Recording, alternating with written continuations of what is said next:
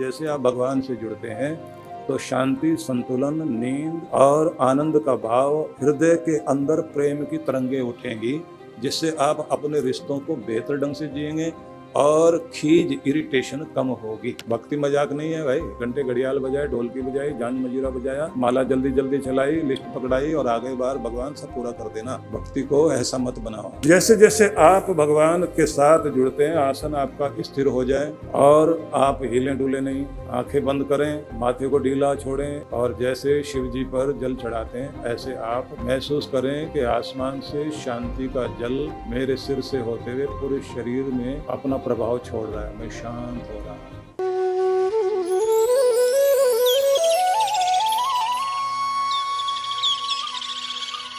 बड़ा सुंदर संदेश भगवान श्री कृष्ण का हम सभी श्रवण कर रहे थे, जिसमें उन्होंने ये कहा कि मैं उसके लिए सुलभ हूँ, आसानी से मिलता हूँ, जो अनन्य भाव से मेरा हो गया। अनन्य चेतः सततम यो माम स्मृति नित्यशः, तस्याहम सुलभ पार्थ नित्य युक्तस्य योगिना। नित्य प्रति जो मुझसे युक्त है, कनेक्ट है, मुझसे जुड़ा हुआ है, उसके लिए मैं बहुत आसान हूँ। लेकिन अनन्य चित्त वाला होकर जो स्मरण करे अपने प्यारे ईश्वर का, तो इस पर आपको मैंने ये कहा था कि एक ऐसी सुंदर व्यवस्था बनाइए कि हर दिन आप अपने मंदिर में समय निकालकर अकेले बैठा करें, चित्त को शांत करें, आसन को स्थिर करें। फिर ध्यान से सुन लेना, आसन पर स्थिर होकर बैठना है, बिना हिले डुले, भले ही कुर्सी पर बैठो। रीढ़ को सीधा रखना है, जिससे आपके भीतर जहाँ से रीढ़ शुरू होती है वहाँ से आपकी एनर्जी, आपकी ऊर्जा, जीवनी शक्ति आपके सिर तक आए और सिर से ब्रह्मांड से कनेक्ट हो और ब्रह्मांडीय ऊर्जा, यूनिवर्सल पावर आपके ब्रह्मरंध्र से होते हुए आपके भीतर प्रवेश करे और आपके पिट्यूटरी ग्लैंड और पीनियल ग्लैंड, इन दोनों के साथ संबंधित होकर आपके भीतर चेंज लाए, परिवर्तन लाए, आपकी इमोशंस पर, आपकी बुद्धिमत्ता पर वो संतुलन बने कि जिससे आप पीनियल ग्लैंड के माध्यम से निकलने वाले सेरोटोनिन से आपके चेहरे पर फील गुड वाली इमोशन आनी शुरू हो और रात्रि में सोते समय आपको ठीक से मेलाटोनिन की मात्रा इस तरह शरीर में आए कि एक अच्छी क्वालिटी वाली नींद आप लें और आपके जो न्यूरॉन्स और बॉडी सेल्स हैं उनकी ठीक से रिपेयरिंग हो सके। ये मेडिकल की भाषा में मैंने बोला। अब सामान्य भाषा में बात करते हैं। सामान्य भाषा में आप ये समझ लीजिए कि जैसे आप भगवान से जुड़ते हैं तो शांति, संतुलन, नींद और आनंद का भाव और आपके हृदय के अंदर प्रेम की तरंगे उठेंगी, जिससे आप अपने रिश्तों को बेहतर ढंग से जिएंगे और खीज, इरिटेशन कम होगी। अन्यथा इरिटेट रहोगे, डिप्रेस रहोगे, हाइपर रहोगे, किसी फोबिया से जुड़ जाओगे, किसी विशेष तरह के डर से जुड़ जाओगे। मन इन्फिनिटी कॉम्प्लेक्स से भर जाएगा, आत्महीनता से, होपलेस रहना, हेल्पलेस रहना, ये सारी चीज़ें ज़िंदगी में आ जाएंगी। अब सामान्य ढंग से, सत्संग के ढंग से बात करते हैं। जैसे जैसे आप भगवान के साथ जुड़ते हैं, आसन आपका स्थिर हो जाए और आप हिले डुले नहीं, आंखें बंद करें तो दबाव नहीं आँखों पर आने दें, माथे को ढीला छोड़ें, और जो ज्वाइंट्स हैं शरीर के जोड़, उन सब में ढीलापन लाइए। कंधों को ढीला, गर्दन की मांसपेशियां ढीली, चेहरे को शांत, और जैसे शिव जी पर जल चढ़ाते हैं ऐसे आप महसूस करें कि आसमान से शांति का जल मेरे सिर से होते हुए पूरे शरीर में अपना प्रभाव छोड़ रहा है। मैं शांत हो रहा हूँ, संतुलित, बैलेंस हो रहा हूँ, प्रेम मेरे भीतर उतर रहा है। मैं सबकी मंगल कामना कर रहा हूँ। भगवान सबका भला करना, सब सुखी हों, सबके घर में खुशियाँ आएँ, सभी सब कुछ पाएँ। मेरा किसी से कोई कंपटीशन नहीं है, मैं सबकी मंगल कामना करता हूँ। ऐसा भाव लेकर बैठिए। समझ में आ रहा सबको?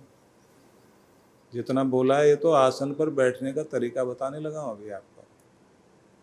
भक्ति मजाक नहीं है भाई। घंटे घड़ियाल बजाए, ढोलकी बजाई, झांझ मजीरा बजाया, माला जल्दी जल्दी चलाई, लिस्ट पकड़ाई और आगे बार भगवान सब पूरा कर देना। भक्ति को ऐसा मत बनाओ।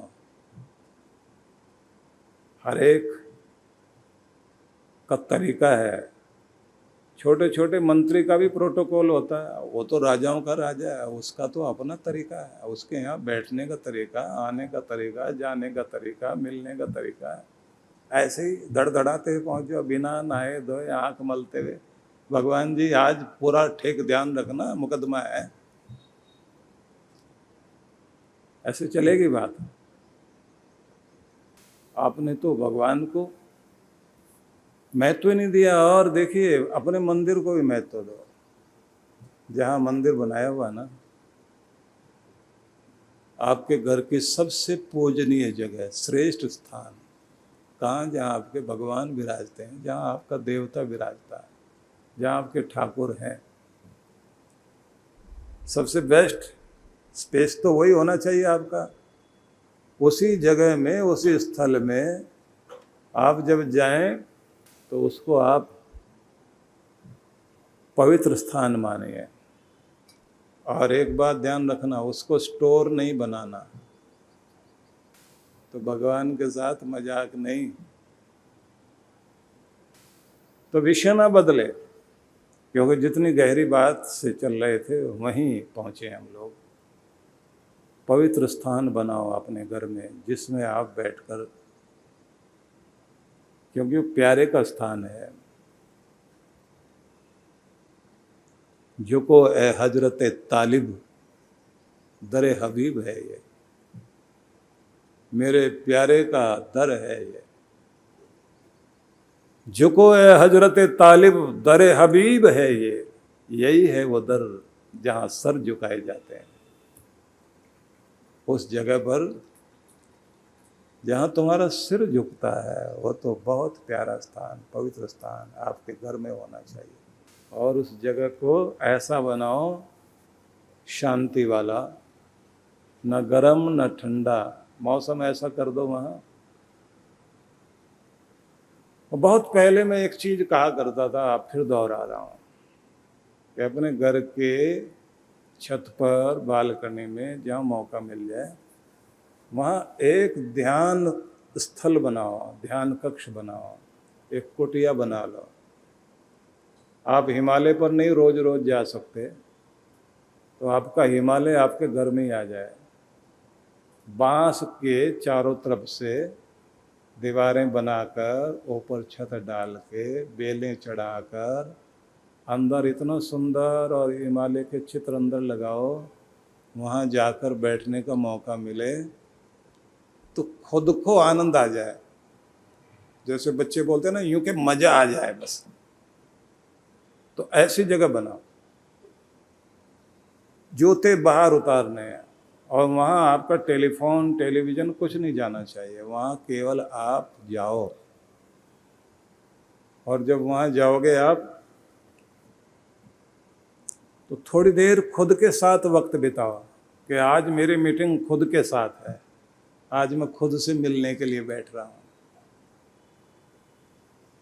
भगवान का ध्यान करो, कोई अच्छी किताब पढ़ो बैठकर, अपनी डायरी लिखो, अपनी योजना बनाओ, आने वाले समय के लिए विचारो। एक जगह ऐसी जरूर होनी चाहिए।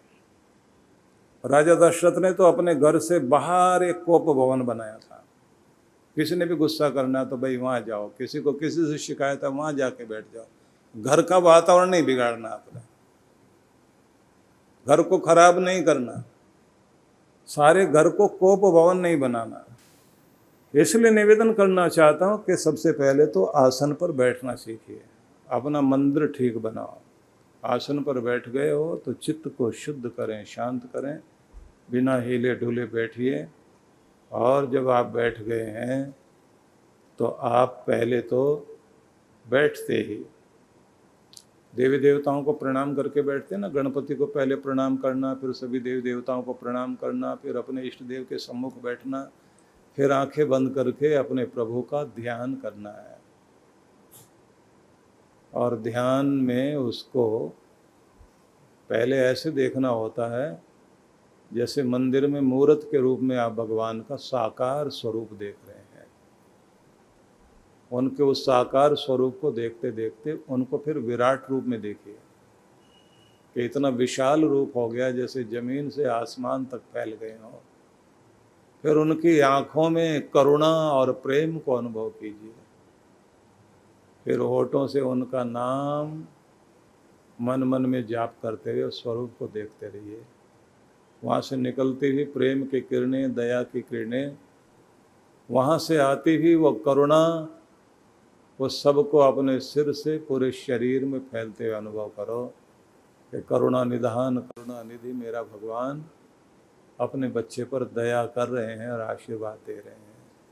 और फिर उसी रूप में अपने आप को और अपने भाग्य को संवरते हुए महसूस करो कि मेरे भाग्य पर कृपा हो रही है, मेरा दाता मेरा भगवान मुझे सौभाग्य दे रहा है, सौभाग्य के रूप में मुस्कान दे रहा है, मेरे मन में शांति और संतुलन दे रहा है, मेरे हाथों में पराक्रम और कर्म करने की शक्ति दे रहा है, मेरे हृदय में अनंत प्रेम दे रहा है, मेरे शरीर को स्वस्थ रहने का आशीष दिया जा रहा है, और मेरी दृष्टि में जीवन के बड़े लक्ष्य को प्राप्त करने के लिए भगवान आशीष दे रहा है। ऐसे भगवान को ध्यान करते हुए मन मन में जाप करना और फिर भगवान के ज्योतिर्मय रूप का ध्यान करना, और यहाँ से फिर ध्यान में आगे बढ़ा जाता है।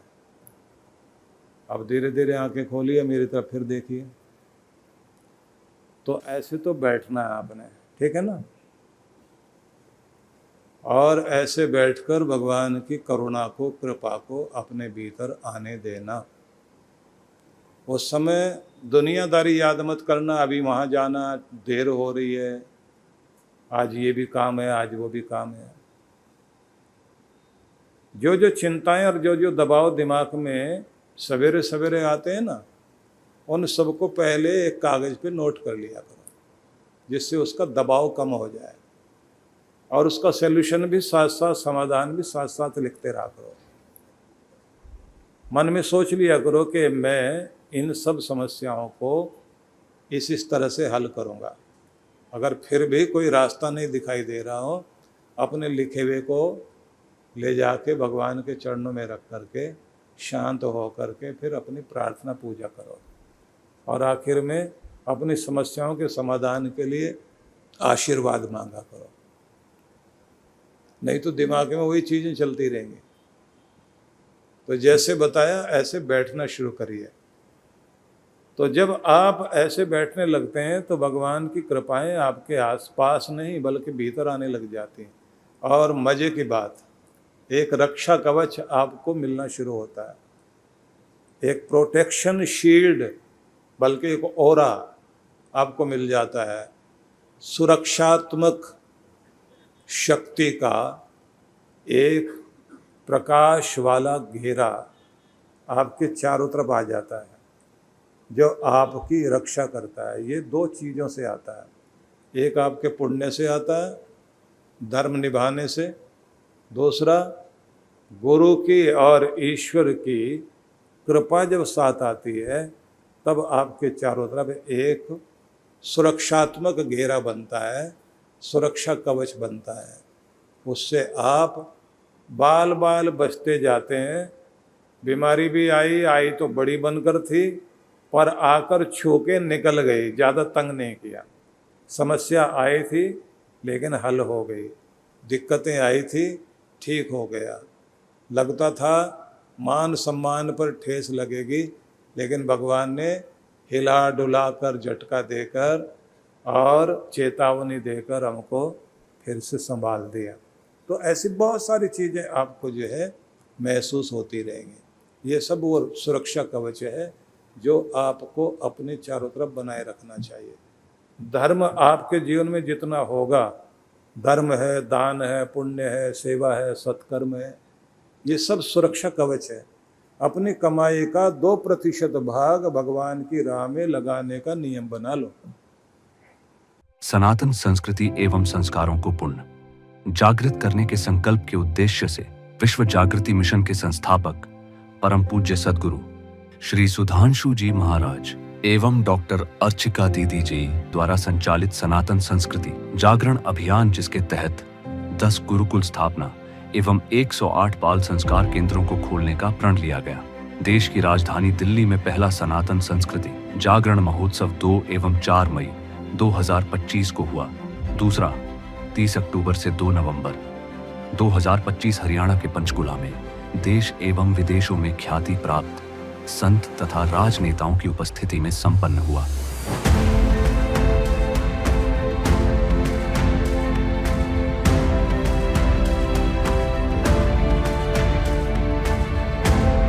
इसी तर्ज पर तीसरा सनातन संस्कृति जागरण महोत्सव 12 से 15 मार्च 2026 उत्तर प्रदेश के मेरठ में होने जा रहा है। कार्यक्रम की रूपरेखा: दिनांक 12 मार्च 2026, शुभारंभ सायं 5 बजे से। 13 से 15 मार्च 2026 प्रातः 9 बजे से सायं 5 बजे से। स्थान ITI मैदान साकेत, नजदीक जेल चुंगी, मेरठ, उत्तर प्रदेश। आयोजक विश्व जागृति मिशन, उत्तर प्रदेश, उत्तराखंड, राजस्थान मंडल। संपर्क सूत्र: आप सभी इस कार्यक्रम में परिवार सहित सादर आमंत्रित हैं।